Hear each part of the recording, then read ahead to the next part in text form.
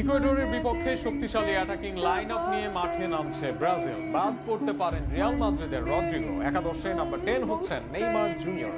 অন্যদিকে ফর্মে আছেন রাফিনিয়া, নেইমির সাহায্যে জ্বলে উঠতে পারেন ভিনিও। ইকুয়েডরের বিপক্ষে ব্রাজিলের সম্ভাব্য অ্যাটাকিং লাইন আপ নিয়ে কাটাছেঁড়া থাকছে। ব্রাজিল জাতীয় দলের সময়টা ভালো যাচ্ছে না মোটেও। বিশ্বকাপ থেকে এখন পর্যন্ত ইতিমধ্যে 3 কোচের অধীনে খেলেছে সিলেসাওরা, সবাই হয়েছে ব্যর্থ। এবার আবারও নতুন কোচের অধীনে ইকুয়েডরের বিপক্ষে মাঠে নামছে সাম্বা দল।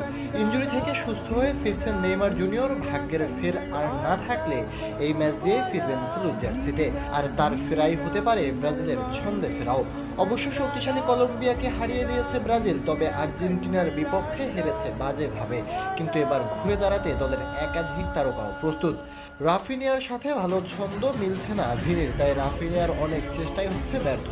এদিকে নেইমির অনুপস্থিতিতে কার্যকর নয় ভিনিও, তাই নেইমারকে মাঝে রেখে 2 বার্সা মাদ্রিদ বয় জেগে উঠতে চাইবেন। তবে এই আলোচনায় বড় নাম হয়ে আসতে পারেন অ্যান্টনি। বিশ্বে আলোড়ন সৃষ্টি করে চওড়া মূল্যে ম্যানচেস্টার ইউনাইটেডে চুক্তি করা অ্যান্টনি নিজেকে খুঁজে পেয়েছেন সবুজ সাদা জার্সিতে। রিয়াল বেটিসের এই ফর্ম তিনি দেখানোর চেষ্টা করবেন জাতীয় দলেও। এদিকে ভিনির ব্যর্থতার সময়ে ব্রাজিল দলের হয়ে ভালো খেলছেন ইগোর জেসুস এবং ম্যাথিউস কুনহা, তাই তারাও থাকবে সুযোগের সন্ধানে।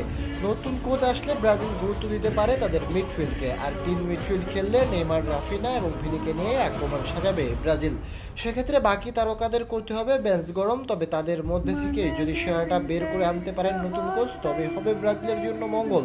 বিশ্বকাপে যেতে হলে এখনো কমপক্ষে 4 পয়েন্ট দরকার ব্রাজিল দলের। বিশ্বকাপ বাছাই পর্বের শেষ 4 ম্যাচে মাত্র 1 জয় পাওয়া ব্রাজিল দল শেষের দিকে এসে আরামে জয় পাবে এমন ভাবার অবশ্য সুযোগ নেই। এর বাইরে প্রতিপক্ষরা আছে সুযোগের অপেক্ষায়। জুনে ডাবল অ্যাসাইনমেন্ট ব্রাজিলের সামনে প্রতিপক্ষ হিসেবে আছে ইকুয়েডর এবং প্যারাগুয়ে।